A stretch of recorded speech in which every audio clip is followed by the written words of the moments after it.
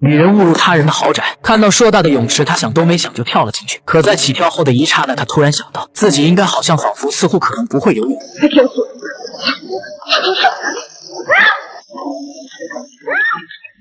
幸好豪宅的主人及时出现，才避免艾娃为自己的莽撞而买单。艾娃本该是停放在太平间里的尸体，意外被人注入了上古圣物天使之环，结果奇迹般的复活了。清醒后，眼前的一幕令他不寒而栗。击杀了一名雇佣军后，他逃出了修道院。由于上辈子四肢瘫痪，他从来没见过外面的世界。此时几个小混混将目标锁定在了他的身上，哪曾想他刚回头，就给为首的男子一个大大的惊喜。见对方要出手，艾娃下意识地向后退去，反倒被急促的汽车迎面撞击。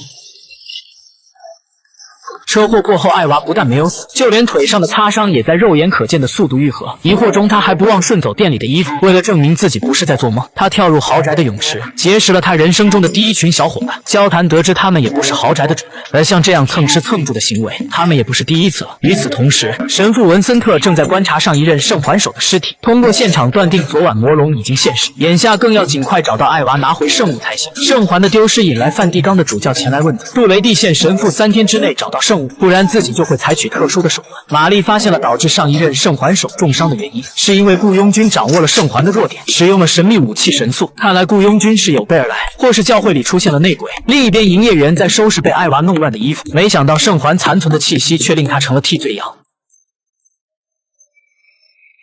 而此时，艾娃被大卫带到了豪华的宴会上，不用想邀请函也是零元购的。正当艾娃感觉既刺激又兴奋时，他却恰好看到四处寻找他的杜雷蒂，于是他连忙躲藏，祈祷对方不要看到他。殊不知，当他靠近的那一刻，对方佩戴的戒指早就出现了预警的感应，但不知为什么，杜雷蒂并没有采取行动，甚至都无视了他。此刻，大卫突然邀请他跳舞，以此为掩护，再特意将安保绊倒，之后将对方扶起，假意向他道歉，借助视角的盲区暗示艾娃偷取安保的门禁卡。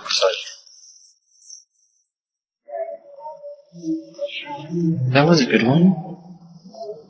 Got any more examples to teach me? 原来偷门禁卡是为了将同伴放进来。此时宴会厅的主角萨尔维博士向众人宣布了自己的重大突破，他可以令创造万物的西格斯场停止1分钟。看到他消失的左手，在场人的三观都彻底被颠覆。只有杜雷蒂知道，之所以实验会成功，是因为博士找到了教会丢失多年的圣物。他也瞬间明白了为什么一个科研发布会邀请他这个完全不沾边的主教参加了。而教会的圣物刚好被艾娃发现，在他靠近时盾牌会产生共鸣的发光。很快安保就发现了他们的存在。逃跑时，艾娃竟然看到了一个小男孩。就在马上要安全离开时，他又放弃了，选择回来救那个小孩。但刚才的那个小孩居然凭空消失了。正是这片刻的延迟，艾娃被安保逮个正着。可见到他以后，安保反倒被吓跑了。原来是魔龙追到了这里。